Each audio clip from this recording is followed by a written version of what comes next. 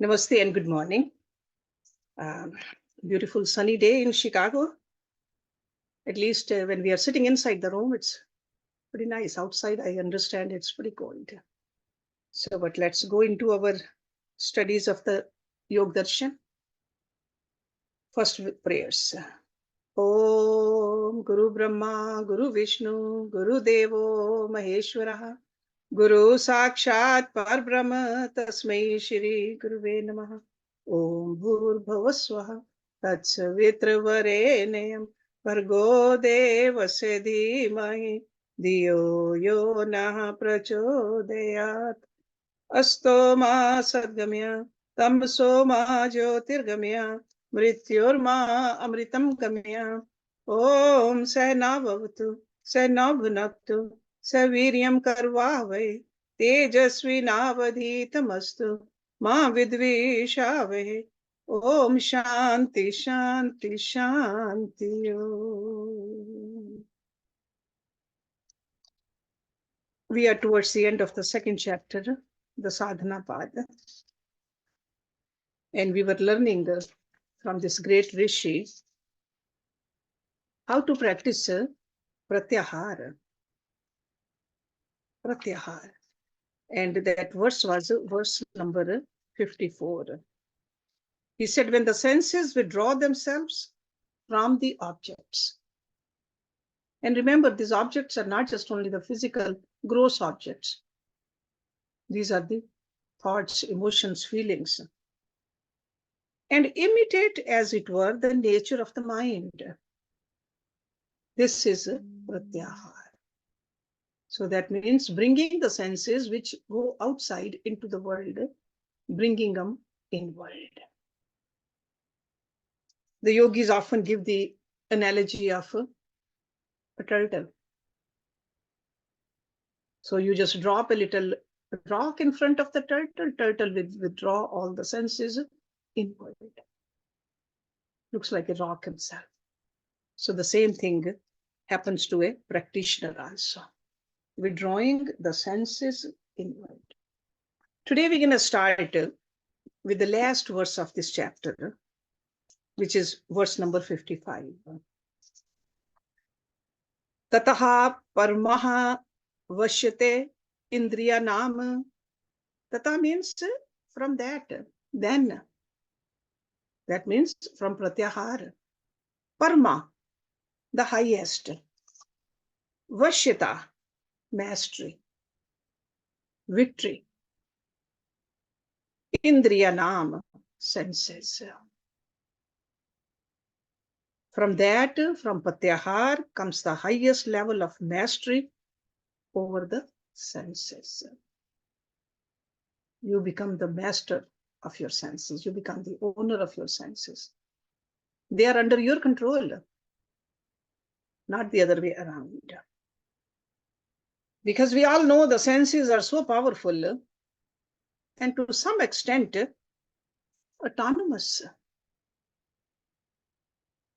We have seen that there are occasions when they do their job, whether we want them to or not. For example, when there is a loud sound, we do not want to hear, but the ears, they sense anyway. And in some instances, the senses exercise their autonomy indiscriminately. For example, the drug addicts, no, drugs are destructive, disempowering, but they cannot stop from indulging. So the practice of Pratyahara enables us to attain mastery over these powerful and autonomous senses. And this mastery is twofold. Victory over the addictive behaviors of the senses and unfoldment of their extraordinary powers. So these senses are very powerful, but we don't know the power of them because we have never exercised this Pratyahara. We know that addiction, it doesn't have to be just drugs or alcohol. There are so many different kinds of addictions. We say any kind of a strong craving which is powerful enough to crush our determination, which forces our mind and senses to engage in actions. On one hand, we know it's harmful, but on the other hand, we cannot control it. So with the practice of Pratyahara, we withdraw our mind from sensory realms. We unite our senses with the prana. And we maintain this union for a long time. Not just momentary. We want to make our mind strong enough to recognize, face, conquer powerful sensory cravings. So we are not suppressing the cravings, but we are conquering this cravings with Pratyahara. And with this, the help of this newborn willpower, we can calm and eventually stop sensory turmoil. So that means that we got to learn how to use the willpower, determination.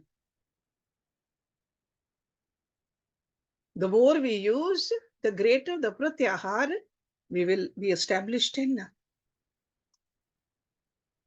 And repeated, prolonged practice of Pratyahara reverses this process of eventually heals even the damage caused by the addictive behaviors of our sense organs, brain, nervous system, endocrine system also. This allows the mind to become familiar with the intrinsic quality of those prana and our mind. We just learn how to develop this beautiful, loving bond with them. And that's how we learned how can we do those pranayams, whether it's a chaturth pranayama or prana anusandhana. We can lead our mind to the center of our forehead, where it is united with one of the most concentrated pranic field, Agya Chakra. But in order to do this, in order to see all these benefits, we need to practice them. Sadhana is needed. Ordinary mind just keeps on roaming in this world through these senses. A yogic mind comes to this center and enjoy this joy which is already there.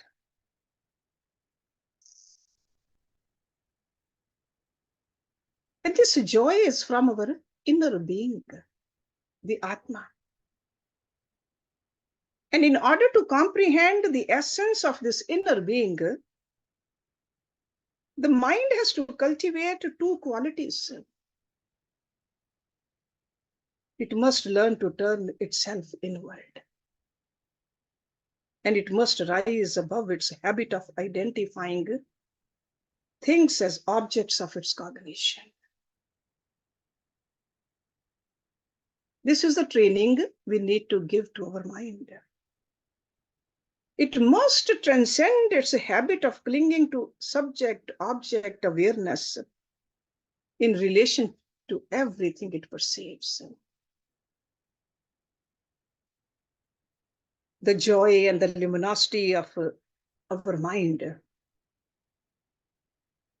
that is ever radiating Swabhav of Ishwar actually. Ishwar is the source of everything that exists, including ourselves. Once we reach this far in our practice, the mind drops its long cherished habit of identifying and possessing the objects. The joy of losing itself in this highly concentrated field far exceeds the joy of maintaining the subject-object relationship. At this point of realization, the mind is totally free from all fears.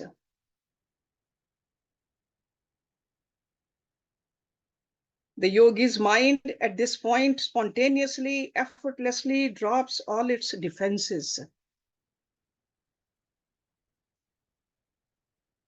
It just soaks up that primordial joy, that luminosity.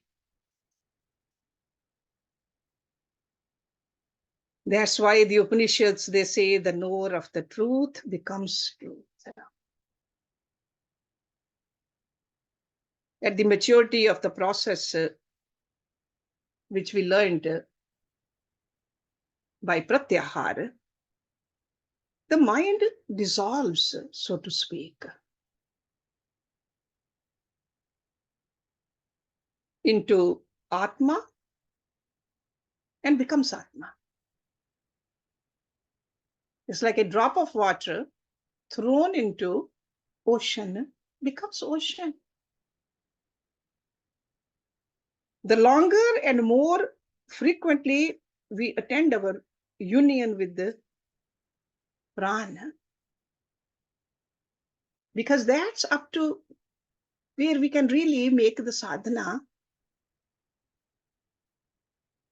It's almost like a crystal clear with that pran shakti. That's why some of you told me that this Chaturth Pran, when they practiced, you could really feel this joy.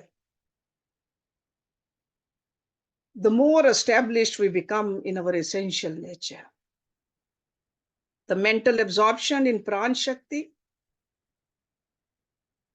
very easily wipes out our moh. That means the confusion about who we are, where we have come from, why do we exist, who sustains us, who guides us at every stage of life. There's no more any doubt because you see it crystal clear, free of fear, free of doubt. This mind spontaneously surrenders to divine will.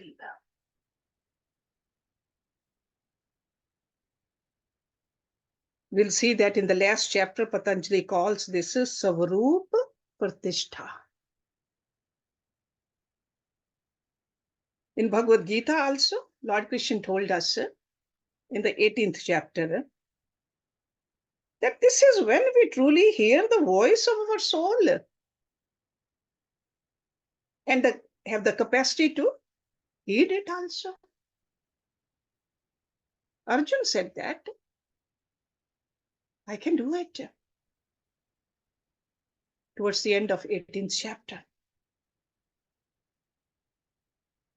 Remember that this relationship we are talking about, this absorption of the mind and absorption of the pran or absorption of the senses, it is not just an intellectual construct. It is completely experiential.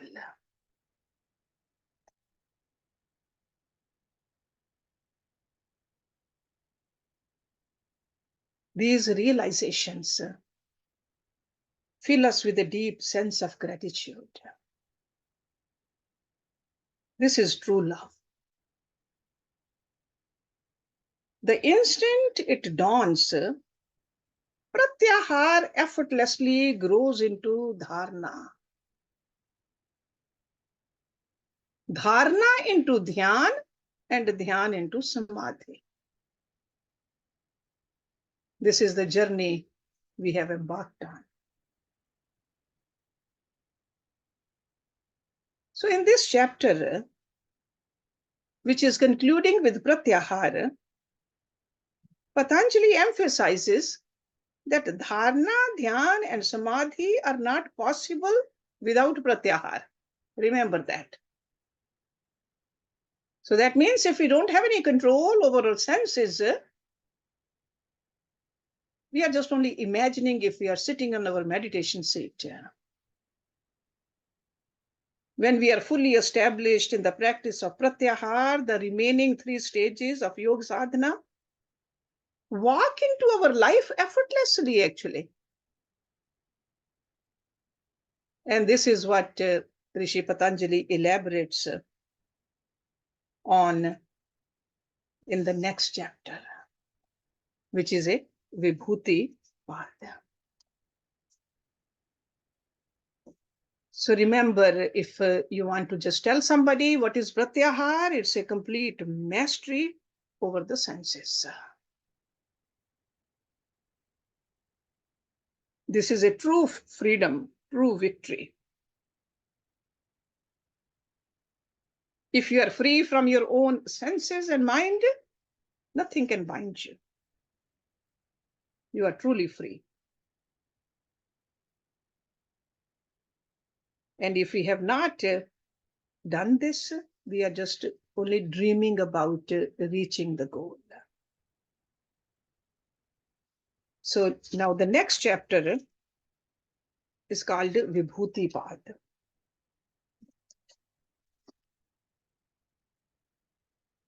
Vibhuti. Vibhuti means siddhis also, supernatural powers also, mystic powers also. So once we are practicing all this, powers do come. So that's why we'll see in this chapter, Rishi Patanjali describing various powers which a yogi attains after doing the Yog Sadhana. Extraordinary powers. First 15 sutras in this chapter lay the groundwork for mastering the fundamentals of Yog Sadhana still. Because that sadhana is required to effectively study and practice what is presented in the rest of the chapter. And the last 40 sutras, that's where he unlocks the extraordinary power of nature hidden deep within our mind. So that's why this is called a Vibhuti Pada. It's almost like magical, lot of mysticism. But later on, we'll see that he will warn us. Do not get trapped in these powers. Yoga sadhana is not, our goal is not to get these mystical powers. He warns us.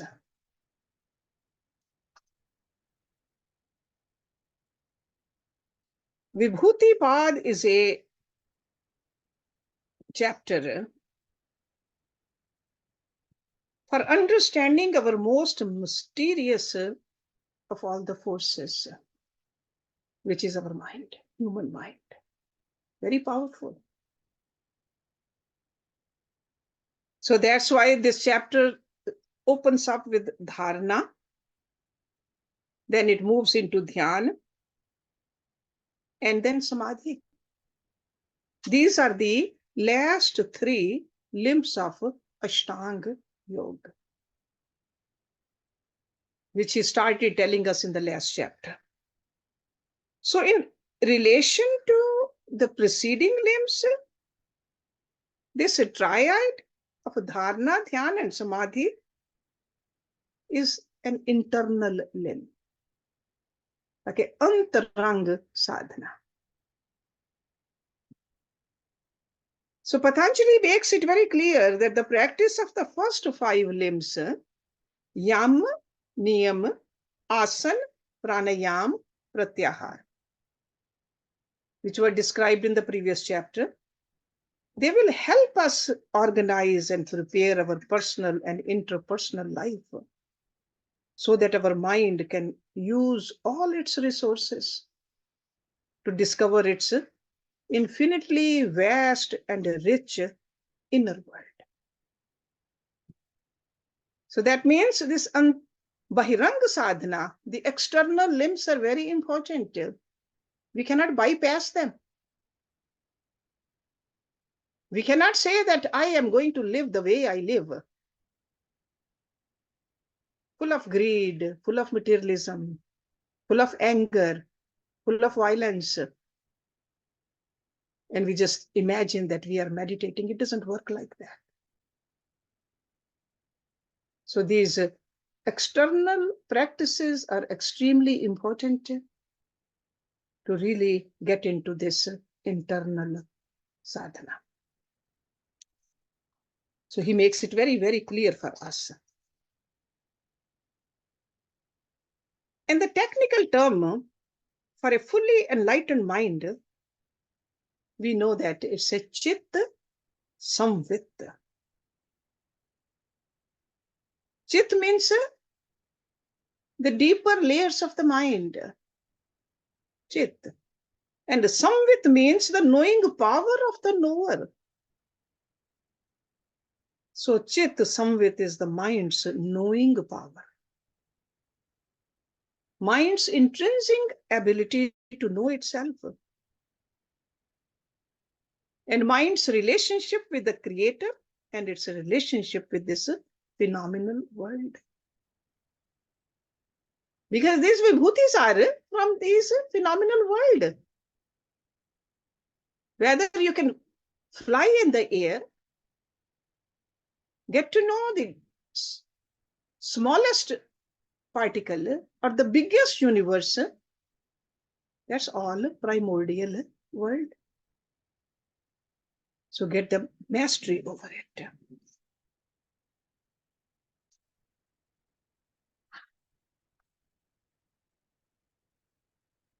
So this very natural unfoldment of these extraordinary powers actually is a sign of maturity in the first stage of meditation. Okay, so when you see that, yeah, there are some, I feel some change in me, that is only a first stage. And if we become arrogant about it, that, hey, I am so powerful now, then the progress stops. So that's why he warns us. So acquisition of extraordinary power, that is not an option actually. It's not that some people will get these powers, others won't. All the sadhaks do get these powers. But it is a natural outcome of the practice. But then it's up to us. Are we alert enough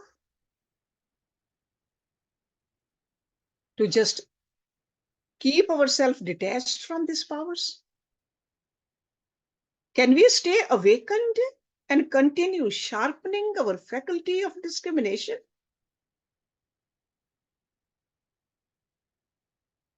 If we can do that, then we will definitely move forward. So let's just look at the verse number 1 in this chapter, where he is defining dharana for us. So I'm sure that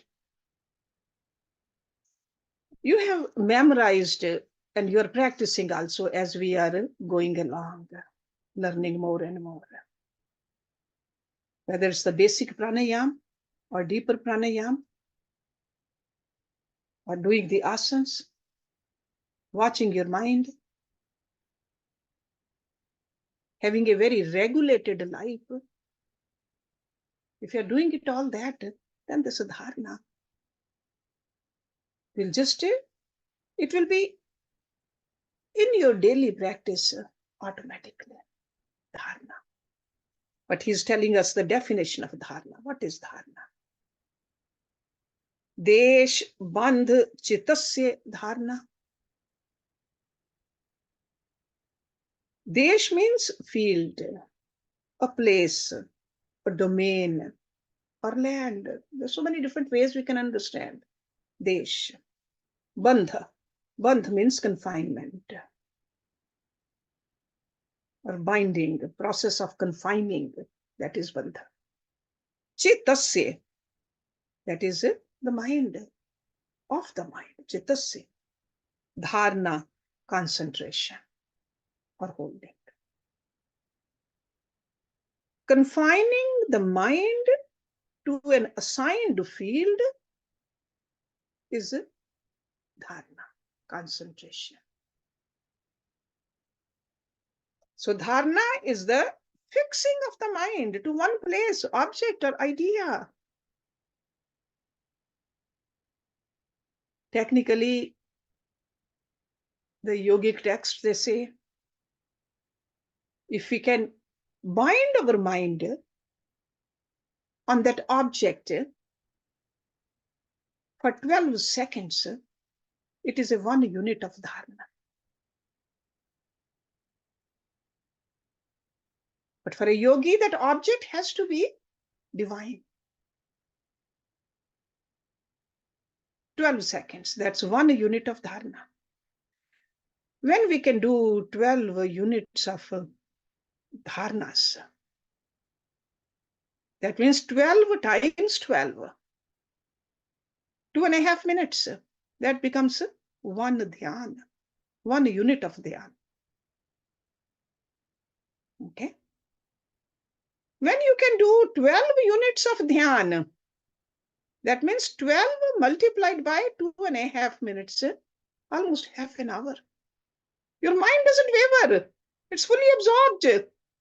That becomes 1 unit of samadhi. You will see that's very easy. 1 dharana, only 12 seconds.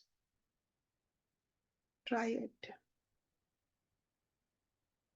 You will know how many times this ordinary mind, I'm not talking about a yogic mind, ordinary mind, just fluctuates many times in 12 seconds.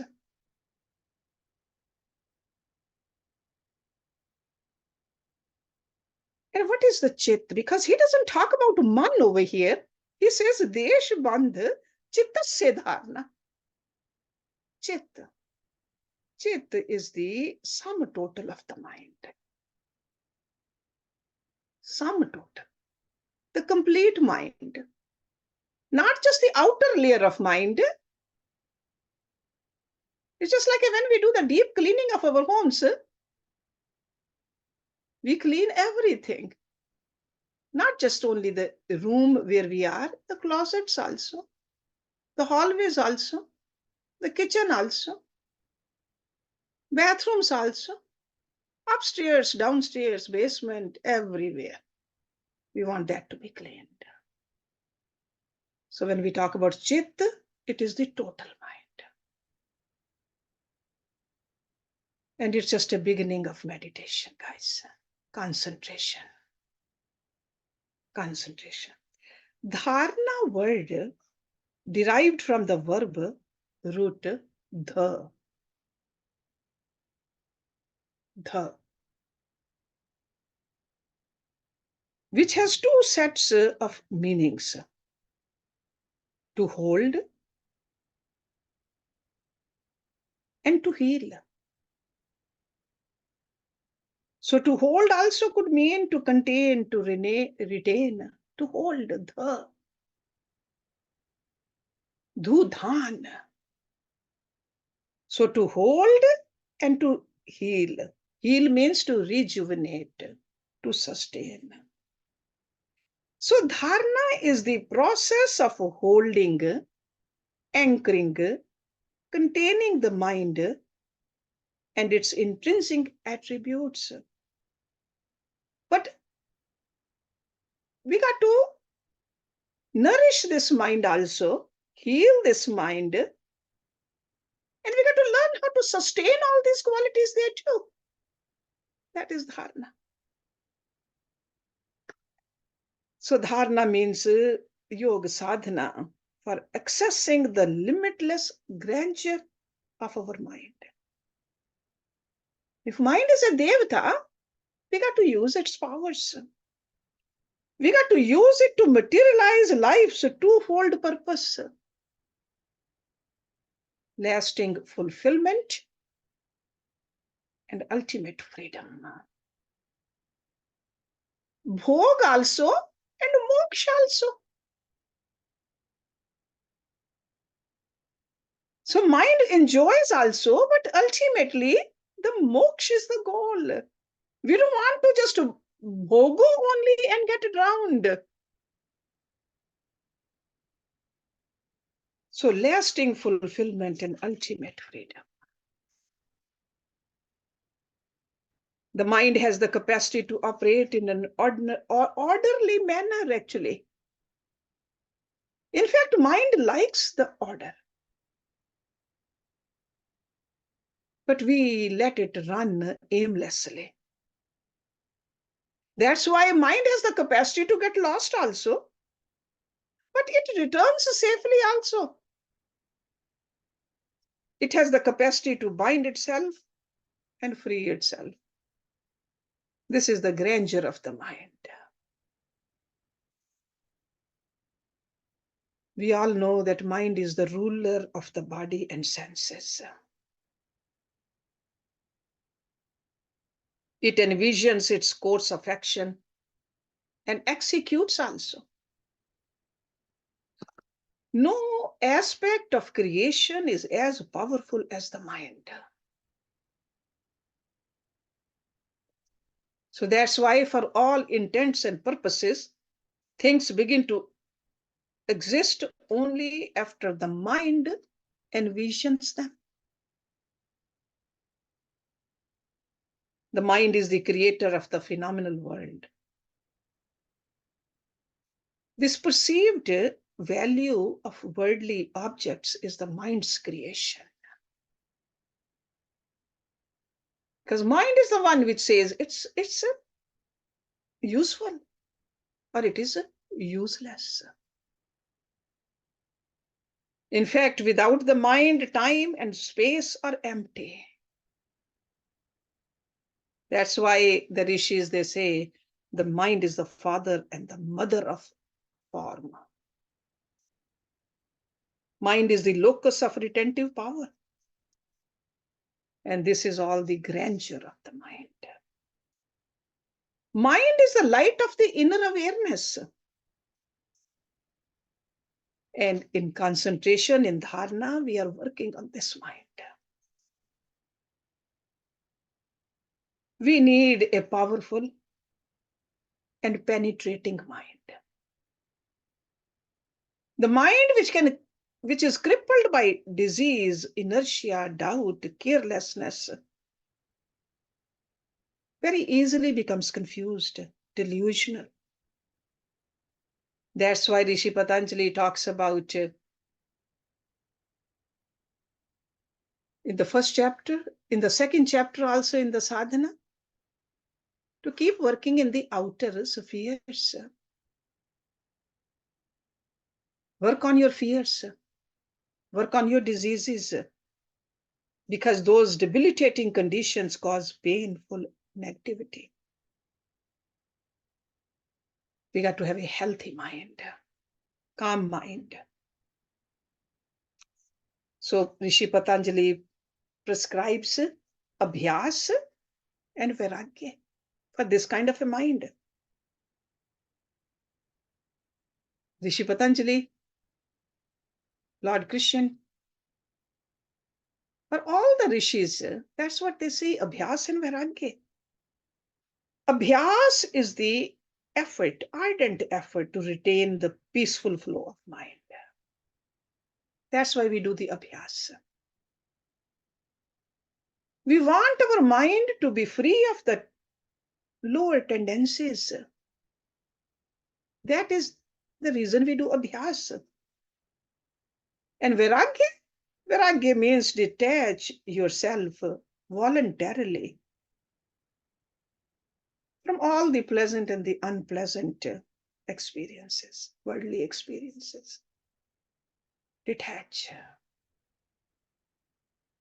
So the practices of abhyas and vairagya, which we learned in the first chapter,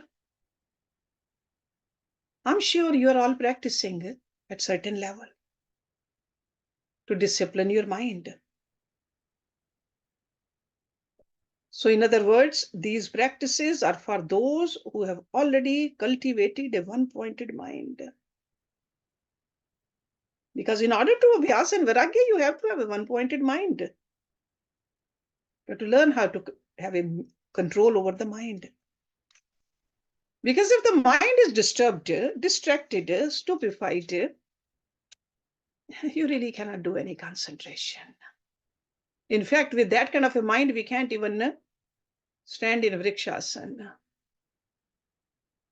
or garudasana, let alone doing those higher level of pranayams. Rishi Patanjali has been teaching us. You remember in the first chapter, how to have this kind of a mind, because he knows that we are living in this world. We are social beings. We work with people, we live with people. We deal with people. He gave us those 4 keys. I hope you remember that. Maitri, Karuna, Mudita, Upeksha.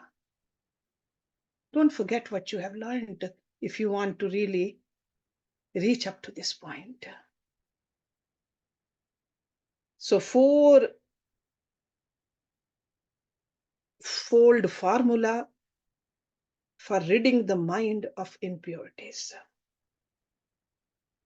He says, cultivate the attitudes of friendliness, compassion, happiness, and non-judgment towards people who are happy, miserable, virtuous, non-virtuous, respectively. Go back to that verse number 33 in chapter number 1. Revisit it and ultimately practice it. Then he also said that do that pranayam, prachadharan and vidharan pranayam. We talked about that too. Then later on he talked about panchakalesh, avidya, asmita, rag, dvesh, abhinivesh. Sure, practicing these 8 limbs, Ashtanga Yoga, is important systematically, but we cannot forget what he has been telling us from the beginning. Only then this Dharana, which he is talking about, and the benefits of the Dharana he is going to tell us, we'll feel. Cannot forget the yam and the niyams.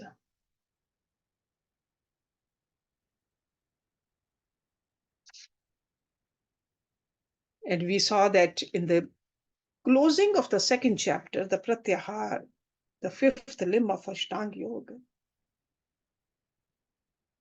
Remember, Pratyahara is the extension of the practice of pranayama.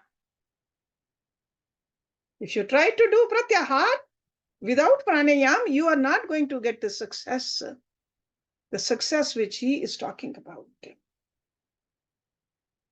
Because he made a very special emphasis on voluntarily disengaging the mind from pleasant and unpleasant experiences and their corresponding objects. Because normally our senses, they just love to go to the pleasant object or experience. We got to withdraw from there too.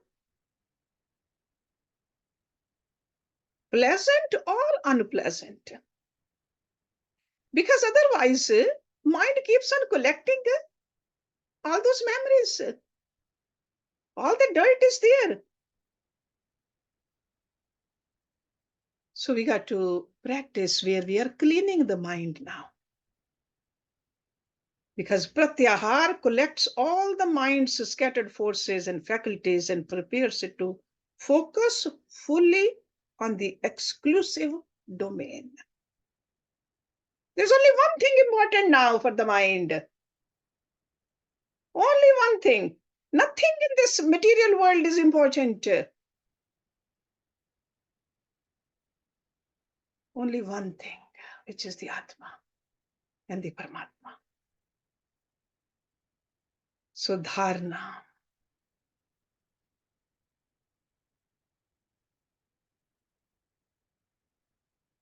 We all know by definition, yoga is a system of practice that enables a practitioner to attain mastery over the roaming tendencies of the mind. Yoga chitvritti nirodha. And from there, we restore the mind's intuitive power, which is so pure. It's almost like a laser focused that the mind is able to see the seer without any distortion. Atma, it's as clear. So that's why whatever we have learned so far in the first 2 chapters, we got to practice it. But dharana means concentration. And in this sutra number 1, Rishi Patanjali is describing the subtle anatomy of concentration. What to concentrate on, the process of concentration, and the experience arising from the process of concentrating.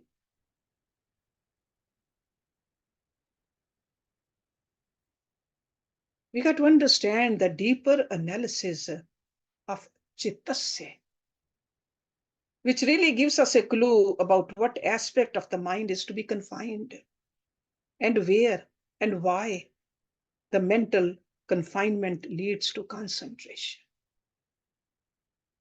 First, think about it. Reflect upon these verses, then practice. So ordinarily, we just think chit, a mind. The ordinary mind, actually, when we talk about mind, man, that is, or the buddhi, man, buddhi, and then comes chit. The outer mind, sure, it's a faculty of thinking, brooding, perceiving, comprehending, imagining. It gets very curious. That's a very outer layer of mind. And that's why that layer of mind becomes disturbed, distracted, confused very easily. So man is the operational part of the total mind. But over here, Rishi Patanjali is talking about the complete mind, chittasya.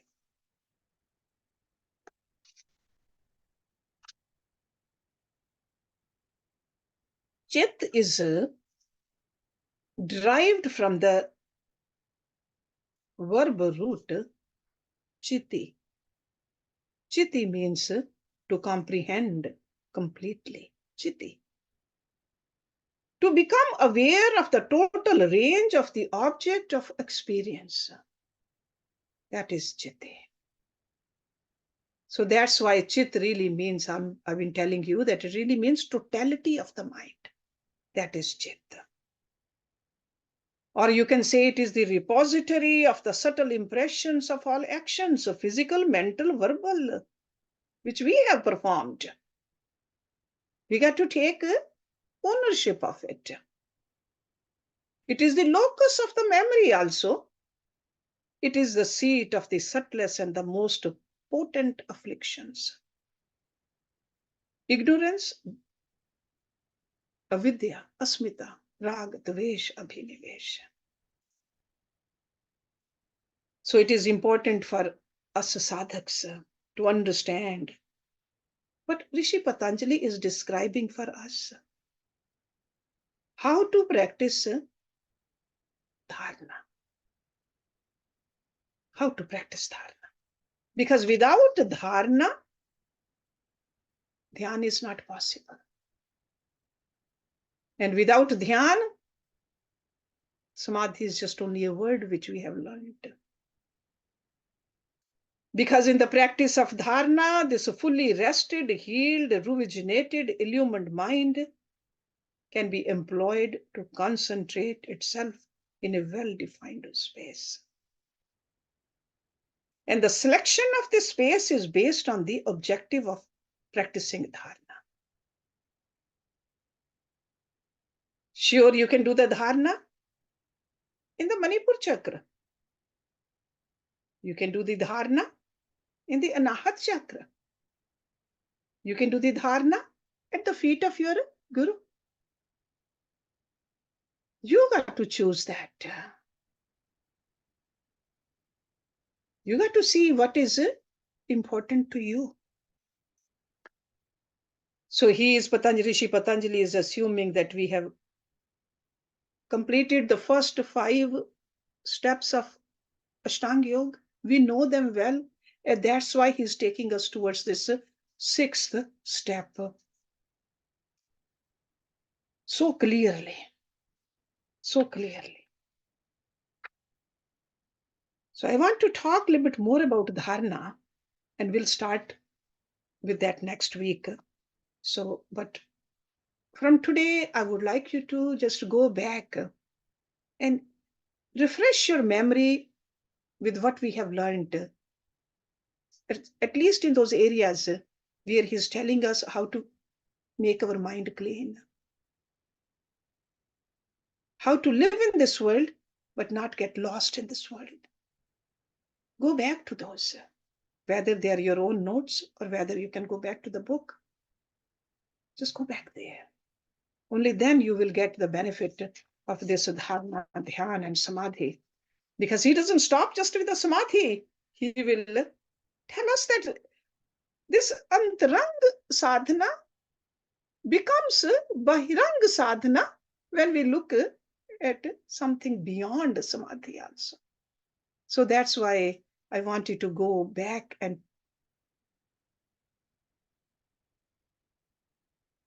just make sure that you are remembering what you have learned in the past and practicing it too.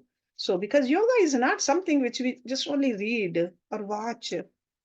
Yoga is something which we practice. That's why it's called yoga abhyas. Yoga sadhana. The name of this ashram is yoga sadhana. We do the sadhana. Okay, it's not just a school where we just only learn. We practice. So let's stop it here, and I will start next time from the middle of this because I want to go a little bit deeper into this verse.